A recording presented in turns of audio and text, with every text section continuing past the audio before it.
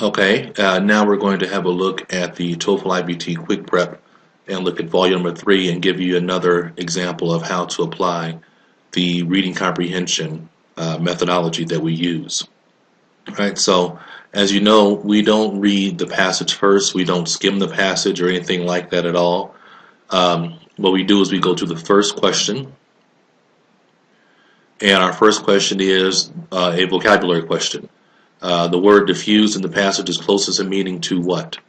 All right, so we have different methods we can use for vocabulary questions. We can look at the root of the word, or we can look at the context, like the sentences that are around the word. That sometimes can help us out, or the verbs, or maybe some of the other nouns or verbs in the sentence itself. Or we can use substitution. So let's take a look at the sentence with the word diffused. This says, once the idea of planting diffused, Africans began to develop their own crops, such as certain varieties of rice, and they demonstrated a continued receptiveness to new imports. All right, so there's not a lot here that can help you in terms of knowing what that word means, but maybe if you know receptiveness to new imports, that means new things coming in. And if you look at the next sentence, that might give you some help with understanding the word. The proposed areas of domestication of African crops lie in a band that extends from Ethiopia across the southern Sudan to West Africa. So they're talking about something going over a wide area, and we're talking about receiving new imports. So that gives us some idea of what the word diffuse might mean, if you don't know what it means just from your basic vocabulary. Emerge would not fit that scenario of something being going from Ethiopia all the way across to West Africa was understood. No, spread. That's our answer, because we could look at the sentence talking about welcoming in new imports, but also the following sentence that talks about things spreading from one area to another area, and so that word spread is our answer. So sometimes you may have to use the context of the sentences around you to help you out in terms of understanding a particular question. Number 2, according to paragraph 1, why do researchers doubt that agriculture developed independently in Africa? The key word in the sentence is independently. All right, and so we're going to go to paragraph number 1. Now keep in mind that with certain, we're dealing with a details question, but when you have a vocabulary question, the questions don't have to go in chronological order. Remember, there are a couple of exceptions, being the paraphrase question, the vocabulary question, and the negative factual question, that don't have to necessarily go in chronological order. Okay, so we're looking for the word independently, and let's see if we can find that language. Here it is right here. Find the word independently. That lets me know this is going to be my keyword sentence. Okay, and it says it may have developed independently, but many scholars believe that the spread of agriculture and iron throughout Africa linked it to the major centers of the Near East and Mediterranean. There is evidence. Okay, so it may have developed independently, but they believe it spread of agriculture and iron linked throughout Africa, linked it to the major centers of the Near East and Mediterranean. So I know my sentence has to deal with spreading of agriculture through the Near East and Mediterranean. All right, so African lakes and rivers. There's no mention of this in my keyword sentence. There is a mention of lakes and rivers in this paragraph. Okay, there is a mention of it in this paragraph. But the only way you would pick that answer choice is if you do the opposite of what we tell you. Remember, your job is to find your keyword sentence and only read your keyword sentence. Okay, and there are certain scenarios, certain situations when you do read the next sentence, but we don't have that here. And so you shouldn't have read lakes and rivers, because what that does is they use a lot of exact language, and it makes that answer choice very attractive. Okay, so remember, your job is to find your answer choice. You find your answer choice, but that is from your keyword sentence. All right, choice B says the earliest examples of cultivated plants discovered in Africa are native to Asia. That's our answer choice right there, because this answer choice fits. This answer choice fits with our keyword sentence. Our keyword sentence mentioned agriculture, which is the same as cultivated plants, and it mentions Asia, which is the same as Near East. This is the only answer choice that we see in that particular sentence. All right. Choice C is clearly wrong. African native plants are very difficult to domesticate. It doesn't say that at all. Using the word very difficult, using that word very, that kind of language, remember from the trap answers I told you about those quantifiers and qualifiers, adjectives, that kind of language will make something wrong very often, so you should be aware of that. And African communities were not large enough to support agriculture. That's not mentioned at all.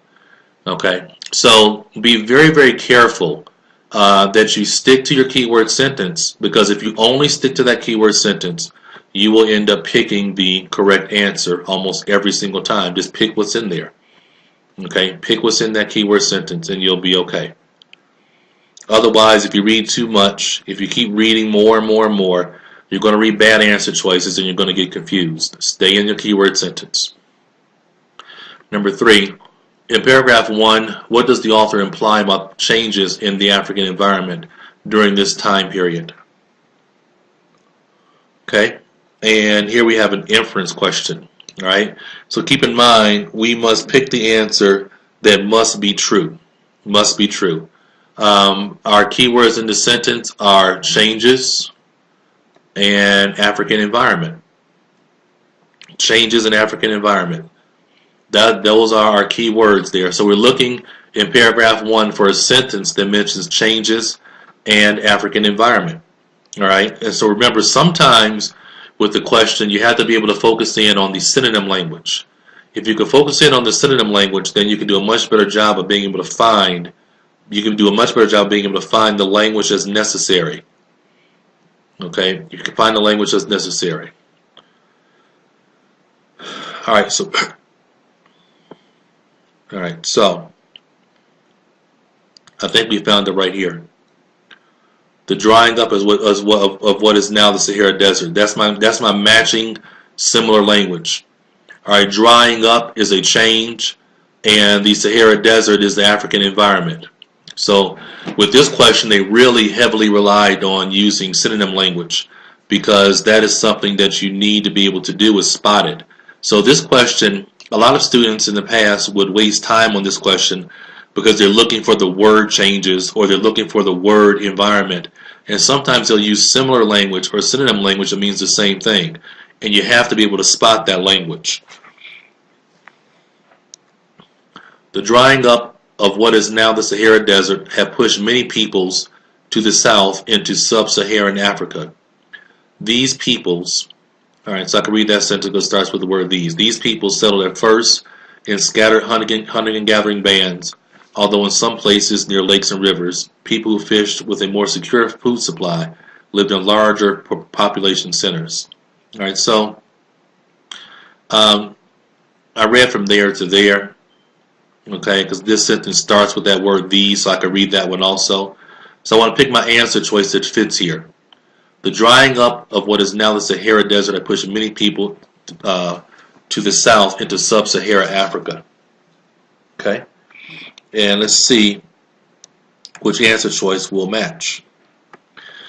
The climate was becoming milder, allowing a greater variety of crops to be grown. That's not mentioned in our keyword sentence that we have there, our two sentences we have. Although periods of drying forced people south, they returned once their food supply was secure. It does not say that, okay? It does not say that at all. That's an incorrect answer. All right, that sentence says it pushed people south. All right, but it doesn't say anything about returning once they secured the food. So watch out for the verb there. They didn't return. Okay, there was no action of return. C, population growth along rivers and lakes was dramatically decreasing the availability of fish. All right, this answer is very tricky for students, and a lot of students pick this answer because they see something about rivers and lakes. They see exact language. They see fish, exact language, and they picked this answer choice. All right, but they didn't say anything about decreasing the availability. All right, always, always, always, everyone, watch your verbs. Using the wrong verb is a very crafty trick that they use for the TOEFL iBT. Watch your verbs, and B, it was return, and C, it was decreasing. And also C uses a lot of exact language. All right, so be careful, because that exact language will pull you in, and then a verb like the word decreasing is what they'll do to try and trick you or fool you. All right, D, a region that had once been supported by many people was becoming a desert where few could live, where few could survive. That's our answer choice. Okay, a region that had once supported many people was becoming a desert where few could survive. That's what our keyword sentence said. It pushed people south where few people could survive. Okay. So let's look at number 4. This is the details question here. According to paragraph 2, camels were important because they blank. Alright, so keyword, of course, is camels. So we just have to go paragraph 2. And we're looking for the word camels. Right, here we go, right here. Here's the word camel, so that's my keyword sentence. Finally, the camel was introduced around the 1st century AD. My next sentence starts with the word this, so I know I need to read that sentence. Okay? Remember, that's how we know what sentences are important to read, by that language right there alone. That word this helps me to know to connect to that previous sentence, and most likely, most of the time, that's where we're going to find our actual answer. This was an important innovation because the camel's ability to thrive in harsh desert conditions and to carry large loads cheaply made it effective and efficient means of transportation. Period. Stop right there. Okay, so I'm finding a sentence that matches that information. Were the first domesticated animal to be introduced in Africa? No. We know that's wrong. That word first ought to jump out at you. The sentence started off with finally, so you have to know that the word first is what's making that wrong. That kind of language should jump out at you always. Allowed the people of West African savannas to carve out large empires. Okay, that's incorrect also. All right, it's not. It doesn't say that in that particular sentence. Okay, if we go up and look in the earlier sentence, it talks about people carving out large empires, this sentence right here, but really, you shouldn't have read this sentence at all. You should have stuck right to your keyword sentences right here, because you know what happens is, if you read too much, you'll see that kind of language, and then you'll say, oh, I see that language, and maybe that's the particular answer. But it's wrong, because it's not in our keyword sentence. Alright, and so you shouldn't even have read that information, because what they do all the time is, remember I've told you, they pick the wrong answers from the surrounding sentences. Pick wrong answers from the surrounding sentences. And so that's what you have to be very careful at not doing, not falling for those traps. Okay, don't fall for that exact language trap. Help people defend themselves against Egyptian invaders. Also in that paragraph, you see the word Egypt, so that they're using that to try and trick somebody. D, choice D is the only answer choice we see in our sentence. Cheaper and easier to cross the Sahara.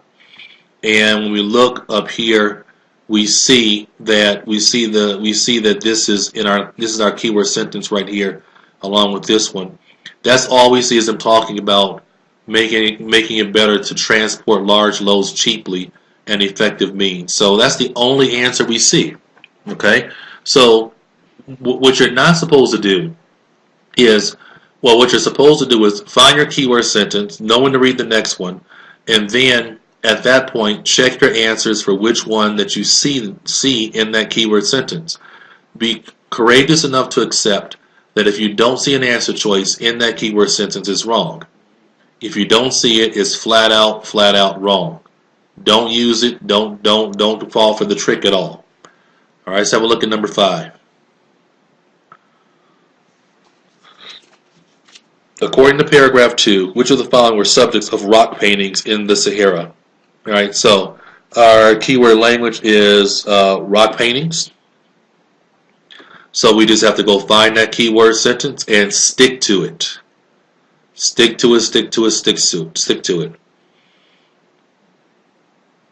All right. Here we have rock paintings right here. All right, rock paintings in the Sahara. Now this is a very interesting question, because this is an example of the rare occasion where this is the rare occasion where they did not go in chronological order, which is very interesting. Very interesting. So I'm not sure exactly why they did this, but 99% of the time they're going to go in chronological order, especially with detailed questions. But this time they didn't. But you had to be confident in terms of knowing that the keyword language is rock paintings. All right, the keyword language is rock paintings, and once you find that language, you find your sentence, and you know it has to be in paragraph number 2. All right, so just again, that there might be that rare occasion where that happens, but make sure that you focus on your keyword. I looked after the last sentence, and I didn't see it at all. It was still talking about the camel. So I know that I knew I had to go up further in the paragraph, and that this was that occasion where they're not following their chronological order. Rock paintings in the Sahara Desert indicate that horses and chariots were used to traverse the desert, and that by 300 to 200 BC there were trade routes across the Sahara. All right, so once you get beyond, the correct answer is of course A, because that's all we see are horses and chariots. We see choices B, C, and D. None of those are located in our keyword sentence. This is the only thing we see in our keyword sentence. So that's clearly the answer. Don't waste a lot of time on it. What can make you waste time on this particular question is by them not going traditionally in chronological order. That's something that can kind of be tricky with the student and cause you to maybe lose your time. You lose your timing. Number 6. What function does paragraph 3 serve in the organization of the passage as a whole? All right, now this is a question that can be a little bit time wasting for you, and I can understand why, because it's basically asking you how does this paragraph serve? What I like to do is just focus on the keyword sentence. Okay, I like to focus on the keyword sentence because the keyword sentence will help you in terms of being able to figure out what the purpose of the sentence is, or of the paragraph is. Okay. Iron came from West Asia, although its routes of diffusion were somewhat different than those of agriculture. All right. And then maybe I'll look at the last sentence. Evidence of iron making has been found in Nigeria, Ghana, and Mali. But the topic sentence is really the key. Okay. Iron came from West Asia, although its routes of diffusion were somewhat different than those of agriculture. So I know that's what this paragraph is about. All right. Whatever answer I pick must be in agreement with the topic sentence when you have this kind of question. Whichever answer you pick must be in agreement with the topic sentence. It has to. If it's not in agreement with the topic sentence, then it's going to be incorrect.